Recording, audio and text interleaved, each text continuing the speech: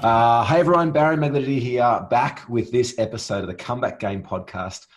Today I'm actually really excited. I've got Dave Sanderson on the phone, who's got a magnificent and very unique story. Dave, mate, I've been looking forward to this interview all week. How you doing? Barry, thank you. I've actually been very excited. Likewise, thank you for having me. You're so welcome. Where are you calling in from today? Today I'm in Charlotte, North Carolina, on the east coast of the United States. Oh, fantastic. I'm actually going to be in Asheville in a couple of months' time. 100 miles from where I'm at right now. Beautiful part of the world. Beautiful part of the world. So, Dave, for those that don't know you or haven't heard of you before, let's just start with a little bit about you, Okay. who you are and what it is that you do. And then we can go back into the very unique story that has you sitting here today. Okay. So here's the brief background. For 30 plus years, I was in sales and sales management, producing, managing.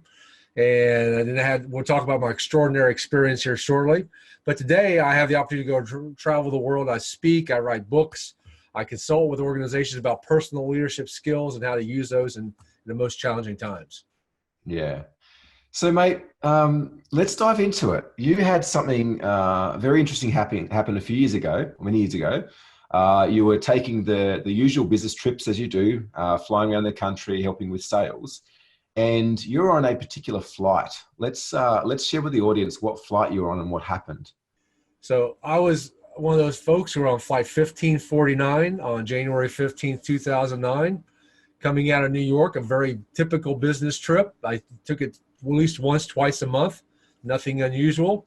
It was a cold day that day. It was snowing, but that day, that plane had a very unique experience. It's now called the Miracle on the Hudson, and I'd love to share more about that. Yeah. So let's dive into it, mate. Share a bit more about that. How did you get deemed the Miracle Man?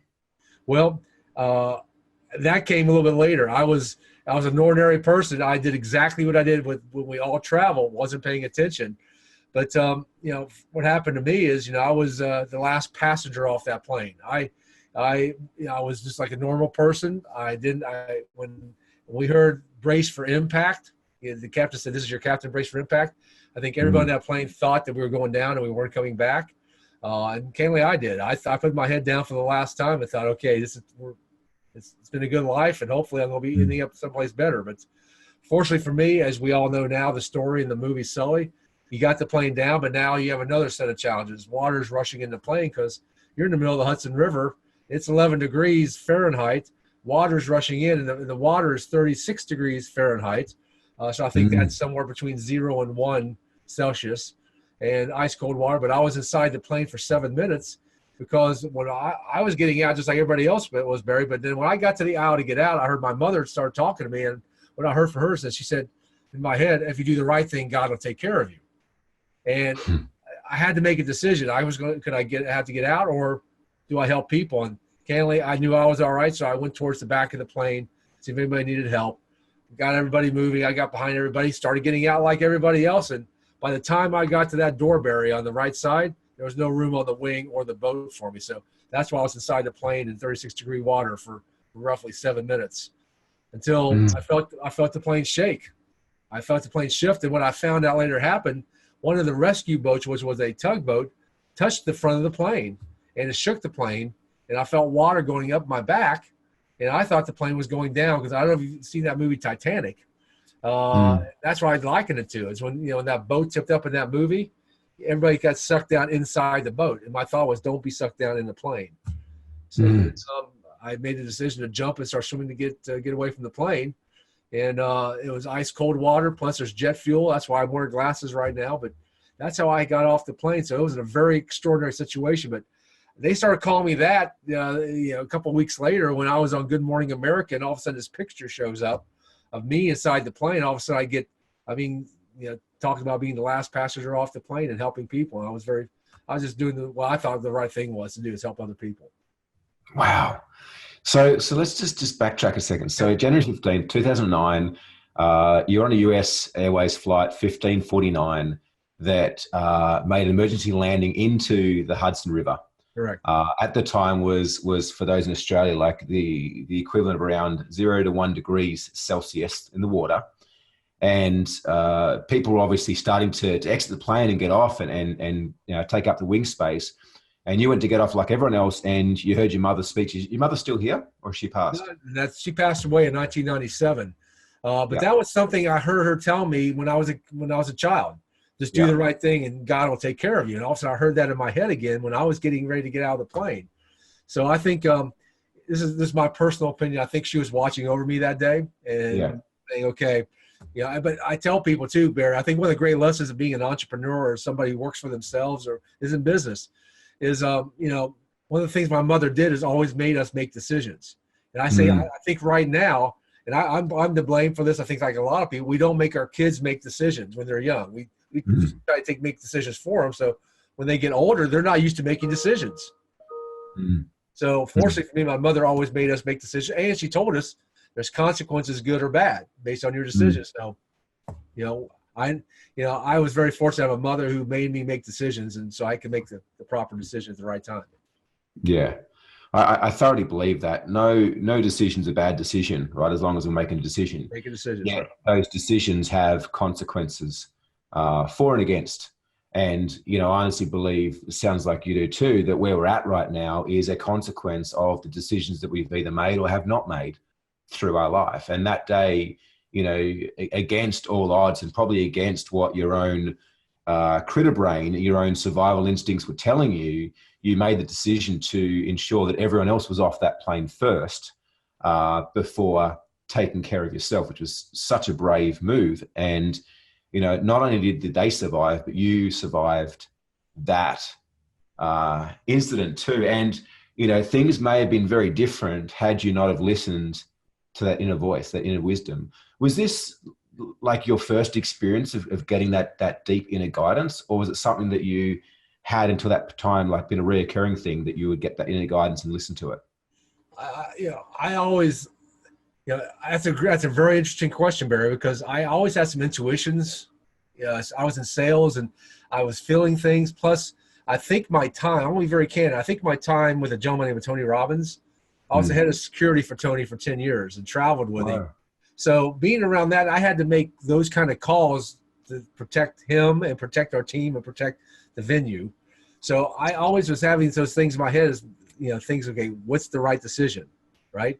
And I had those intuitions coming. So I think, and that's why I call my book Moments Matter, Barry, because I think all these moments, like you just said, they add up and they give you these intuitions and these thought processes, so you're ready to make those calls when you need to make them. Mate, I think it's just so perfect you being on the show because, something that the comeback game stands for, like I'm not sure if you know too much about our backstory, but we started a little bit over 12 months ago now. And the main reason behind the comeback game is that I started to notice, like, the Australian market is very different to the US-based market. Like, we have something over here called tall poppy syndrome. That's right. That is that you tend to grow too tall or taller than the average. People will go out of their way to try to cut you down. Whereas in the States, it's quite different. Everyone's willing to go out there and put themselves up to the wall in debt to buy this fancy car to drive around to show everyone how good they are, yet they're living at home in a shoebox. That's right. Right. And we started the comeback game because this is misconception that if people pay coaches enough money or they do enough work on themselves, on their businesses, that they don't experience problems and challenges anymore. And the reality is, as well as I do, that's just not the case. It's the challenges, it's those traumatic experiences that we actually remember the most in life and allow us to grow most in life, not those great days. Like, those days you're like, this is the best day of my life. How many of those can we actually remember versus those traumatic days, versus those days when we felt like the whole entire world was against us and we managed to become who we needed to in that point in time to move through it. So I'm curious to understand your take on it. Like, what's your belief or what's your perception around trauma and challenges and somewhat, people would say maybe even negative experiences and the purpose that they have in and on our lives? Perfect question, because that's one of the reasons I did my TED Talk. And I'll give you just a quick background. The reason I did my TED Talk, because I did an interview with a magazine here. It's called AARP. It's primarily for people who are over 50 years old. And I didn't know why they wanted to interview me, but they were doing two universities were doing a study on me on how did somebody like me grow out of this experience while so many other people went into depression and or even worse. And as we saw in the movie Sully, the captain was going through his challenges likewise. So, I think what I've said is I think everybody in their life goes through what I call that personal plane crash moment. Everybody's going to face something in their life that's going to be challenged. I tell people, I don't care if you're the Queen of England or you're the guy who's cleaning the bathrooms at midnight or someplace. Everybody's going to face those challenges. And it's how do you grow from those challenges? How do you respond to those challenges? And if you don't have the resiliency, the mindset, the state management, the meaning you attach me, so I did this TED Talk so I could help people understand how do you bounce back? How do you come back? And there's ways that you can do it. Where some people go one way, some people go another way. What's that difference? And that's why I really focus on, that's why I talk about personal development. So, because I think personal development and personal leadership skills, leading yourself first and having those skills, everybody has them. What's going to trigger it? So when you face that moment, because you're right, you grow more out of challenges. Everybody wants to be happy all the time. Everybody wants to be Kim Kardashian and happy all the time, making all these millions of dollars. That's cool. But where do you really grow is when you have to push up against that wall, right? Something happens. And even Kim Kardashian, that's our perception of reality. You know, that's the way that the media or that the publicity is portraying a certain way of being. Yet you know, like I would understand or know that there's another side of what the media doesn't see as well. What's not shown out there. Like I've not met somebody that hasn't got problems or challenges going on that lives a happy life all the time. And someone who is content or that is living a somewhat happy life is often playing a small game too, if they're not experiencing those humps and bumps, because as you said, it's those humps and bumps, those challenges where we truly can grow into a greater version of ourselves. What do you feel is that point? Like, what is that point that decides whether someone takes it on board and uses it as a positive experience, or takes it down and you know, falls into some form of anxiety or depression? Like, what is that point, and how can we increase the odds to where we move more towards the growth aspect of that? Thank you for that question, because I think that point comes with the meaning we attach to it. It all comes down to the meaning we attach to it, because one thing we learn in life is this: the meaning you attach to something produces emotions in your life. And emotion is your life. Everything is about your life. Is what emotion are you carrying at that moment in time? So the difference between going north and going south is what meaning are you attaching? And if you're having a negative meaning, it's like the situation. I'll give you a perfect example. And I'll use the plane experience. I was on Good Morning America with a number of passengers. We came out, we were in the green room. Everybody's happy, right? Except one person. One person went into a rage. Was very upset. And all of a sudden, we're all like looking at him like, what's wrong with you, dude, right? We survived a plane crash. We're on national TV, right? We're on every magazine you can in the world. But what I found out is the meaning he attached is because he lost his job and he was going through a divorce. And I found out that the meaning he attached to the plane crash was everything's negative. Everything in my life went south. So the way you change that, right, is that when you reframe that meaning, ask a different question, right? And once you ask a different question, all of a sudden you can change that. You can turn that around from going south to going north. But it's all the questions. But so it all starts, Barry, with the meaning you attach to something. And that's what I try to teach people. It's all about personal leadership and the meanings you attach to that. Two questions out of that. This is a great conversation. First question is, do you think that meaning is attached automatically? Like, do you see that experience happens and based on our upbringing, based on the way that we're wired, based on our experience of life so far, we automatically attach a meaning to that? And second question, part B, is if we do attach it somewhat automatically, have we got the ability to still change it once we realize that we're going down? So let me answer the first one. In my perception, it all starts with the references. You're right. It starts with the references we have in our life, right? And all the things we see, you know, visual, auditory, kinesthetic, all these things come together, right? It starts with the references in our life. That's why, once again, I wrote my book, Moments Matter, because all these moments in your life mean something. You just may go through your day and it doesn't mean anything, but all of a sudden, 25 years later, sometime when you're 13 years old and you're going to Boy Scout camp and something happens, all of a sudden that's in your brain, and all of a sudden it's a reference, and it was a positive or negative. And yes, the second part is, yes, you can change it. You can reframe that meaning, because part of what I did, and it came to a personal experience for me. Where you see me sitting right now is where it happened. So what happened was we had a couple neighbors down the street, a couple older ladies. They called my wife, and my wife was in the house, and they needed help fixing their TV. Okay. No big deal. I am good at fixing TVs. I'm really good at, I know how to fix a TV to get it on, right? So I go down, and you're going to help your neighbors, right? And they're two older ladies. Okay. So I go down and help them. And there's less than 2 minutes, right? I mean, it's just one of those things. But they asked me to stay and have milk and cookies. I said, well, I love milk and cookies. Who doesn't like milk and cookies? I love milk and cookies. So they're getting milk and cookies, and they had a table, and I was flipping through their books. And these books, they were pictures of concentration camps. Now, I love World War II history. I love it. I read about it. I watch it. So when they come out, like, hey, this is really cool stuff. Where'd you get this? And all of a sudden they said, we were there. They rolled up their sleeve and showed me the numbers down their arm. Whoa. I go, whoa. I said, let me record the story. He said, they won't let me record, but they told me the story of being in concentration camp. And these two ladies, the only two survived out of their family. And that's why they lived together the rest of their lives. And that's the moment I realized that, they attached a meaning to that. It was positive. They survived, and they were going to do something with that. And one of the most horrific experiences in the history of the world, and these two ladies survived and have a different meaning. How did they do that? Because the reference they put in their brain is, I survived, now I got to do something with it. So instead of going south, they went north. And I said, that's it. The meanings and the references you have in your life. And I think that it's even more powerful now. I think that through meanings, we have the ability to actually prepare ourselves for situations. Like, I'm not sure, have you read the book, Man's Search for Meaning? Yes.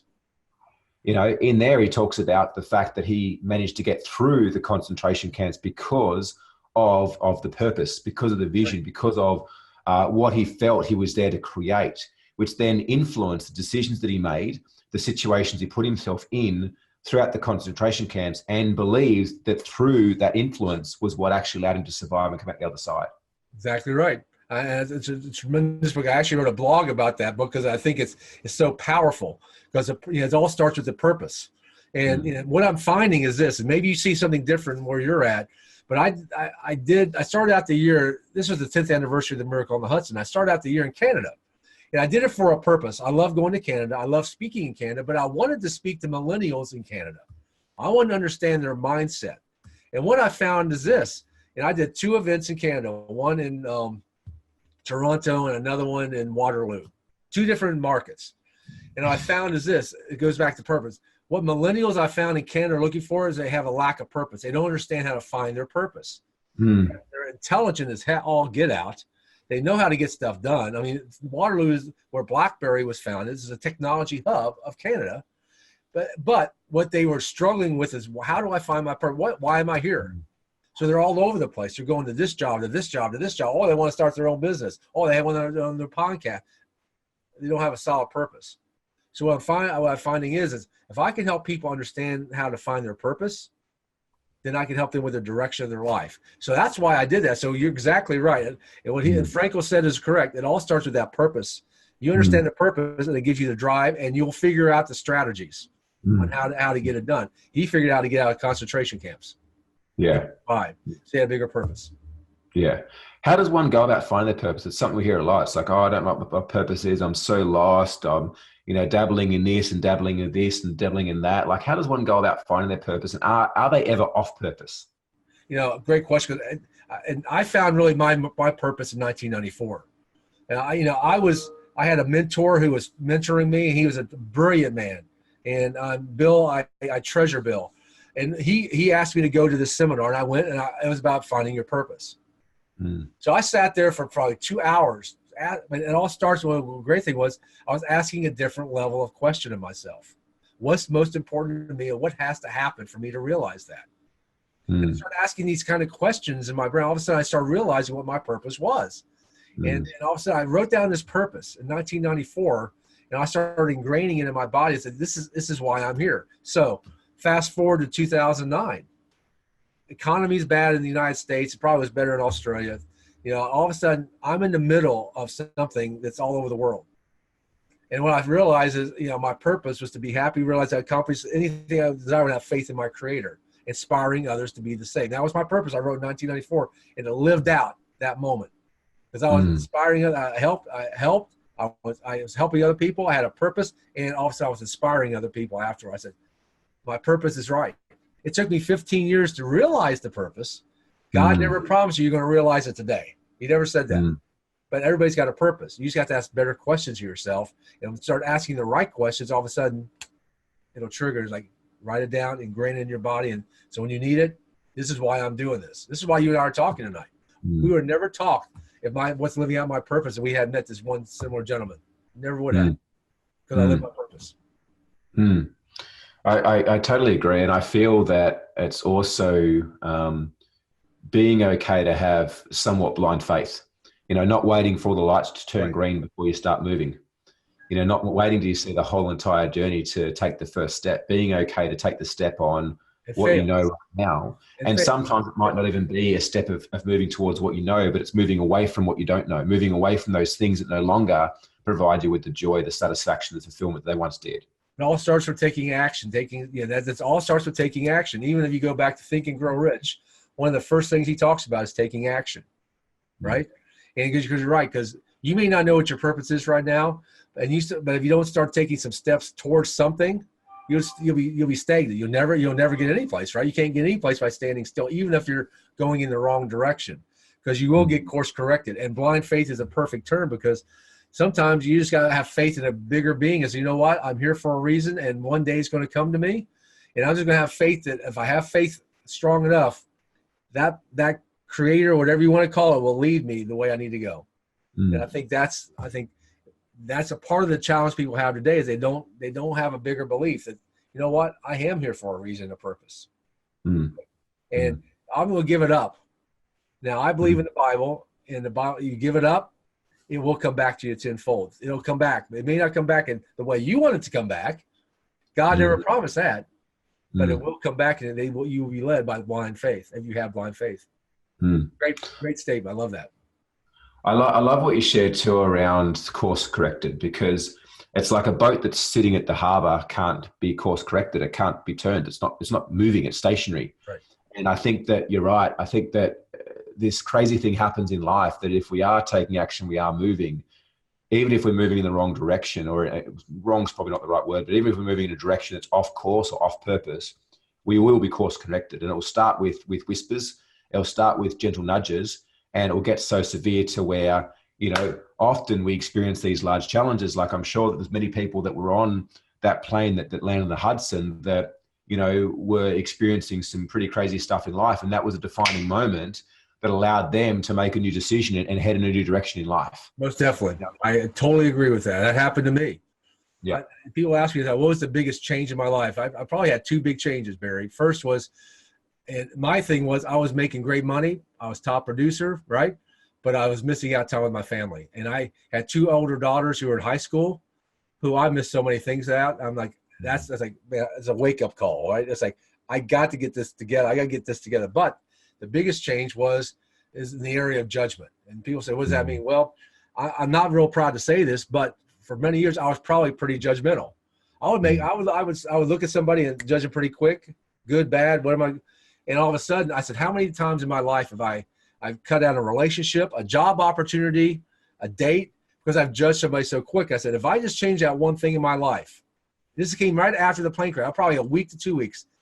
I said, if I change this one thing in my life, become less judgmental, how can that affect my life? So I said, you know what? I'm going to do what Martin Luther King said, judge people by the content of their character. I started doing that. Also, I'm speaking at the Supreme Court. I'm traveling the world. I'm meeting with you. I'm meeting with, all of a sudden, it's like, that's it. Everybody just needs to be less judgmental and judge people on their character. And it's like, you know what? The doors will open up for you. And all of a sudden you'll meet people who will course correct you, who take interest in you, right? All of a sudden you get somebody, all of a sudden this mentor comes into your life, right? It's like, you're going, we look at the path you're on, look at your blueprint. Let's see if we can adjust the blueprint, right? Because you're at least taking a step, but there's people to help you. So that to me was the two big changes in my life, and all of a sudden set me off in the path I'm at right now. Yeah, I love that. It's that old saying, plant the seed you wish to grow. Yep. I think that something we talk to our clients a lot about is around tapping in to their heart, to their intuition. And, I don't just mean those thoughts they have, but that inner knowing, that inner feeling that we all have and we've all gotten through our life, but we've just stopped listening to it. We forgot to listen to it. Right. And often we get the objection, but like when I follow my heart, things don't work or things break or I get heartbroken. And, what I'd speak into that is that A, is it your heart you're following, or is it more a desire or a will or a want from the ego? And B, if you are generally following that intuition, that whisper, that guidance from your heart, and things don't work out the way that you want them to be, it's because something even better is around the corner. Right. And sometimes when we step into that blind faith, and we generally start to follow that path, things have to be broken or pulled down or pulled apart for new foundations to be created, for new buildings to be built. Like you can't go and build a skyscraper on a dodgy foundation. And right. Many of us, through life have built these dodgy foundations on our desires, on our wants and our wills from an egoic place that are not serving us in our highest purpose, that are maybe in pursuit of money at cost of everything else. And it's once we start listening to that part of us and connecting in with like that higher source, God, whatever you choose to believe, that things will get broken down or pulled apart so beautifully and elegantly for something even better to be created. And that's where that blind faith comes in. That's true. You look at you like at the military, what they do, the first thing they do in the military is break you down so they can build you back up to be a better person, right? And I think you're exactly right. Sometimes you have to get broken.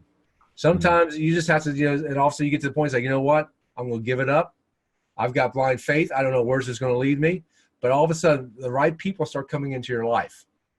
Yeah, you've heard this, right? That you're made of the 5 people you're mostly around, right? All of a sudden, you get better people in your life who have you at the center of their best interest at their center. Mm. They want the best for you, and they see more in you than you see in you. Mm. And that's what happened to me with my first mentor, Bill. He saw more in me than I saw in me, and he took me under his wing for 13 years. He was an ultra successful business person, and he taught me everything he knew.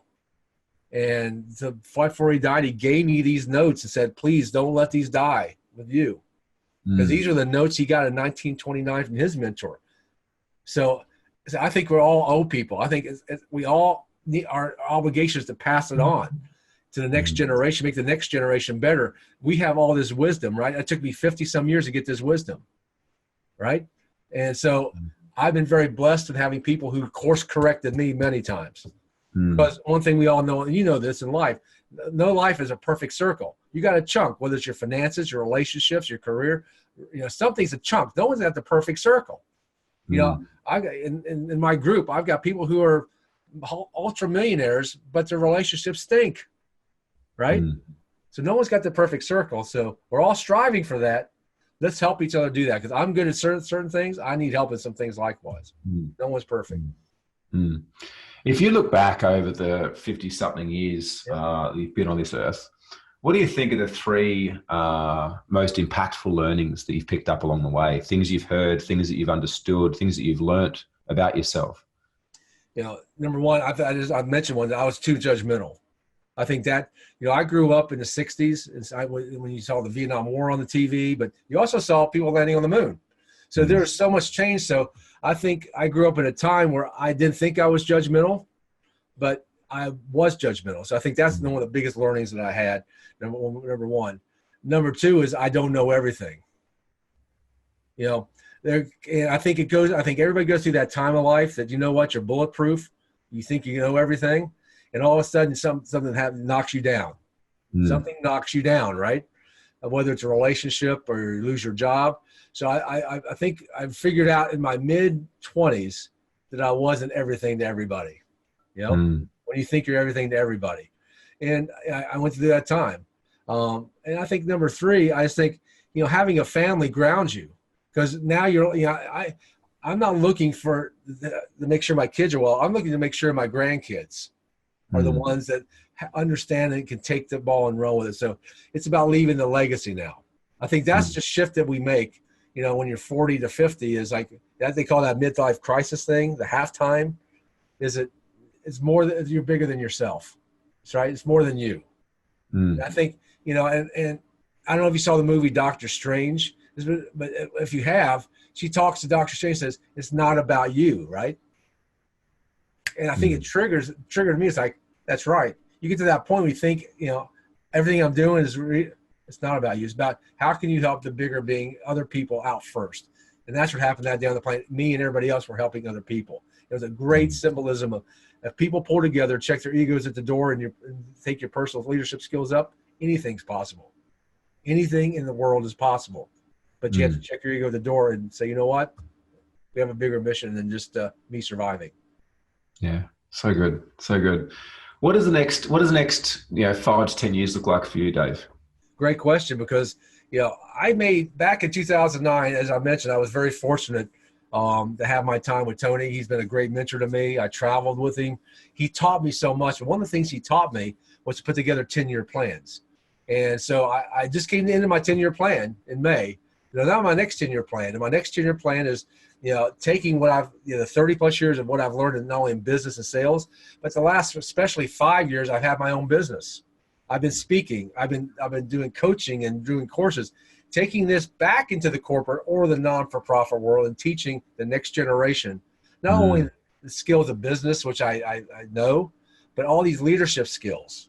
And also they can step up and be leaders for the next generation. So the next 5 to 10 years, my next 10-year plan is taking all this, going back in the corporate and or non-for-profit world, and teaching those millennials / Gen, I think it's Gen Zers now, Gen Z, millennial, and younger Gen X, these skill sets. So one of the things Bill challenged me with is taking this and giving it to the next generation. He gave me this. My gift is now I'm going to find at least 10 people to give this to and teach them these skills so they can teach. Because my goal now, Barry, to be very candid, is to impact 1 million people in the next 10 years by teaching these skills and going back into the world doing that. That's what I'm doing. Outstanding. Outstanding. And so for the guys and girls that are tuning in today from wherever they are in the world, if they want to connect with you, mate, how's the best way to connect with you? I'd say that there's really 2 ideal ways. Number 1 is through LinkedIn. That platform allows me to be able to, I put out new content every day about leadership, and that way I can communicate with people on a different level. Or just check me out at my website at Dave Sanderson or DaveSandersonSpeaks.com. Dave Sanderson Speaks is my email. DaveSandersonSpeaks.com. That's where I put all my information out, and then you can contact me. And I'll be more than happy if you contact me. I'll be more than happy to write you a note, or send you a copy of my e-copy of my book, Moments Matter. I'll be more than happy to do that. Or if I'm in your country, let me know. Ask me if I'm coming to Australia or Canada or England or wherever, and I will personally invite you to be a part of my team as I go out to speak and do what I do. Love to meet people personally. Outstanding. Dave Sanderson, mate, I've really enjoyed our chat today. And I'd love to know, if you're watching this right now, listening to this, what was the key takeaway for you? What was that thing that you got out of the conversation today that you can take forward into your life? Because it's one thing to learn new stuff. It's something else to take it into action. And it's only through action that we can start to experience new shifts and changes and increase momentum. Dave, thanks so much for your time today. Thank you very much, Barry. I'm honored to be with you.